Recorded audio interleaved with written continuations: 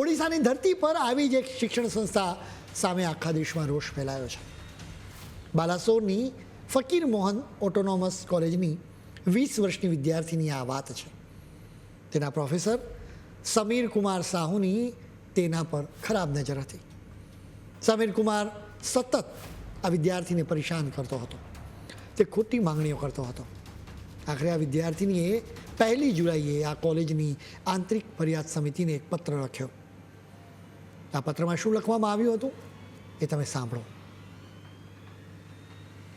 છેલ્લા કેટલાક મહિનાઓથી બીએડ ડિપાર્ટમેન્ટના વિભાગ અધ્યક્ષ આસિસ્ટન્ટ પ્રોફેસર સમીર કુમાર સાહુ મને માનસિક રીતે ખૂબ જ પરેશાન કરી રહ્યા છે. તેઓ મને હંમેશા ધમકી આપે છે કે હું તને ફેલ કરીને જ રહીશ. તેમણે મારી અંગત બાબતો મારા પરિવારને જણાવવાની પણ ધમકી આપી છે. સૌથી ખાસ વાત એ છે કે આ વિભાગ અધ્યક્ષ શારીરિક સંબંધ બાંધવા માટે મને વારંવાર કહી રહ્યા છે. મેં એના માટે સતત ના પાડી છે. મેં મારી માનસિક શાંતિ ગુમાવી દીધી છે અને મેં આત્મહત્યાનો પ્રયાસ કર્યો હતો. ભવિષ્યમાં જો આ કોલેજ કોઈ પણ પ્રકારની કાર્યવાહી નહીં કરે તો હું આત્મહત્યા કરીશ, જેના માટે આ વિભાગ અધ્યક્ષ અને કોલેજની ઓથોરિટી જવાબદાર રહેશે. આ પત્રથી સમજાઈ ગયું હશે કે સમીર સાહુ નામનો રાક્ષસ કઈ હદે આ વિદ્યાર્થીને પરેશાન કરતો હતો.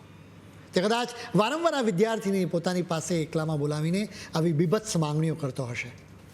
એ સમયે તેના મન અને આત્મા પર શું વીતતી હશે એની કલ્પના પણ કરવી મુશ્કેલ છે. થોડા મહિનામાં સમીર કુમારે તેની જિંદગીને નરક બનાવી દીધી. આ વિદ્યાર્થીના મનમાં અનેક સપના હતા જેને આ રાક્ષસે કચડી નાખ્યા. તેને ફેલ કરી નાખવાની કે અંગત માહિતી પરિવારને જણાવવાની ધમકી આપી હશે. ત્યારે વિદ્યાર્થીનું હૃદય ધ્રુજ્યું હશે. તે રાત્રે ઝપકીને જાગી જતી હશે. તેની આંખે અંધારા છવાઈ જતા હશે. તેના હાથ અને પગ શૂન્ય થઈ જતા હશે. મગજ બહેર મારી જતું હશે. તેનો આત્મા આક્રંદ કરતો હશે. વળી આ શૈતાન વારંવાર શારીરિક સંબંધ બાંધવાની માંગણી કરતો હતો, જેના માટે તેણે વારંવાર ના પાડી હતી. જોકે દર વખતે ના પાડ્યા બાદ તેની હિંમત હવે તૂટવા લાગી. તે એકલી પડી ગઈ હશે. પોતાનું દુઃખ છુપાવવાની કોશિશ કરતી હશે. તે તેના રૂમમાં એકલી હશે ત્યારે તેની આંખો ભીની જ રહેતી હશે. મન વિચારતું હશે કે આ જિંદગીથી કેવી રીતે છુટકારો મેળવું. તેને કદાચ પોતાના શરીર પ્રત્યે ધૃણા થઈ હશે. આવી સ્થિતિમાં તેણે પોતાની જાતને સંભાળી અને સમીર કુમારની વિરુદ્ધ પત્ર લખ્યો હતો.